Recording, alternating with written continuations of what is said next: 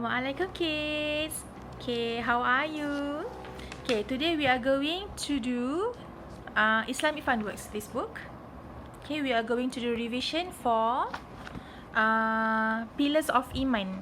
Okay, we have 6 Pillars of Iman. Kita ada 6 rukun iman. Okay, hari ni kita akan buat revision. Kita nak ulang kaji balik.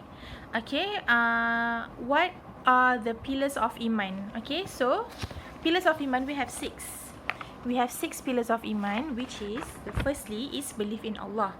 Okay, belief in Allah means we believe in everything that we believe that everything goes back to Allah. Okay, apa yang Allah create, what Allah creates, what Allah destined to happen, what Allah apa yang Allah buat, apa yang Allah jadikan, apa yang Allah susun. Okay, itu semua urusan Allah. That is Allah's business. Okay, whatever happens, it goes back to Allah. Okay, then we have belief in angels. Okay, we have 10 angels that we have to believe in. Kita ada 10 malaikat yang kita kena percaya, which every angels has his duty. Okay, that is angels. Okay, next we have belief in books by Allah. Maksudnya kita percaya kepada kitab. Okay, as you all know, we have 4 kitab. Okay, we have Taurat, we have Injil, we have Zabur, and we have Al-Quran. Okay, next we have belief in prophets and messengers. Okay, percaya kepada Nabi dan Rasul. Okay, we have 25 prophets that we learn in our class. Okay, then we have belief in Day of Judgment, percaya kepada hari kiamat. Okay, in this belief of Day of Judgment, I already taught you that good deeds will take you to heaven and bad deeds otherwise. Okay, na'udzubillahi min zalik. And lastly, we have belief in divine will, percaya kepada qada dan qadar. Okay, divine will ni maksudnya whatever happens means Allah dah jadikan dia macam tu. Okay, so now what are we going to do is we are going to do revision by numbering the belief of iman. Pillars of iman. Okay, revision. Okay, so you can turn to page 50. Okay, we can do this together now. Okay, just take your book. Okay, go take your book and turn to page 50.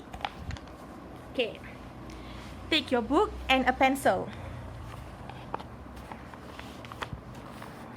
Okay, so now, do you have your book and your pencil? Done? Okay, if you don't have your book and your pencil, you can pause for a while. Okay, pause kejap. If you already have your book, okay, then you can just hit play. Okay, now, revision, pillars of iman. Okay, we have 6 pillars of iman. 1, 2, 3, 4, 5, 6. Okay, let's read together. Okay, belief in books of Allah, belief in angels, belief in Allah, belief in divine will, belief in prophets and messengers, belief in the Day of Judgment. Okay, now, okay, the instruction is write the number of the pillars of iman accordingly. Maksudnya nombor 1 tulis nombor 1, nombor 2 tulis nombor 2, nombor 3 tulis nombor 3 sampailah nombor 6. Okay, now we have 6 pillars of iman. The first pillar of iman is belief in Allah. Okay, mana dia belief in Allah? Okay, ni nama Allah ni, Allah. Tapi ni belief in books of Allah, percaya, maksudnya percaya kepada kitab. Okay, ni belief in Allah, percaya kepada Allah. Okay, this is the first one. So what I want you to do is, you go here, you write number 1. Okay, write number 1. Okay, number 2. After Allah, we have belief in angels, percaya kepada malaikat. This one, angels. So you go here, you write number 2. Okay, number 3. Percaya kepada kitab, believe in books of Allah. Okay, believe in books of Allah. Number 3. Right here, number 3. Right. Okay, number 4. Believe in prophets and messengers, percaya kepada Rasul. Ni ya, number 4. Bawah ni. Okay, you write here number 4.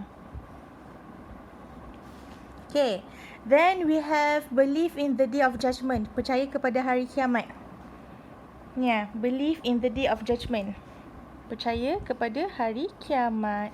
Okay, finally, believe in divine will. Percaya kepada qada dan qadar. Okay, now, here, write number 6. Okay, very good. Now, we can turn to page 51. This is a very fun activity for you to do at home. Okay. See this? Okay. Believe in the pillars of Iman. Okay, we have 6 pillars of Iman, which we have to believe all of it. Okay, so now, this activity requires you to have your glue and your scissors together with you, okay? We are going to do some cut and paste. Okay, now, exercise 51, cut and paste accordingly.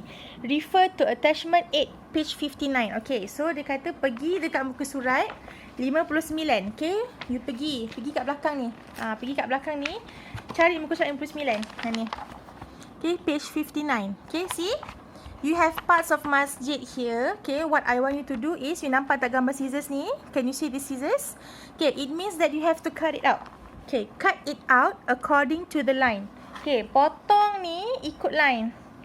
Okay, potong and then you put it at one place. Make sure it doesn't fly anywhere. Okay, you letak dalam basket ke, ataupun after you cut, you letaklah eraser atas tu so that it doesn't go anywhere, it doesn't fly anywhere.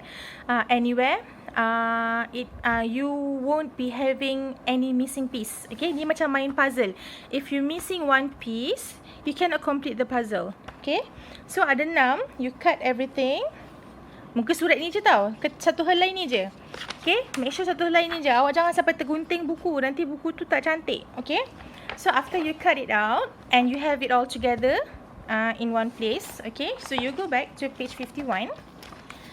Okay, match the piece of the puzzle to the shape here. Okay, after you match the piece to the shape, okay, you can take your glue and then you paste according to the shape. Okay, maksudnya lepas awak dah gunting semua tu, awak pergi balik muka surat 51. Okay, awak padankan apa yang awak ada tu dengan bentuk dekat sini. Okay, lepas dah sama bentuk dia, awak boleh ambil gam, tampal sampai siap satu masjid ni. Okay, that's all. Bye-bye.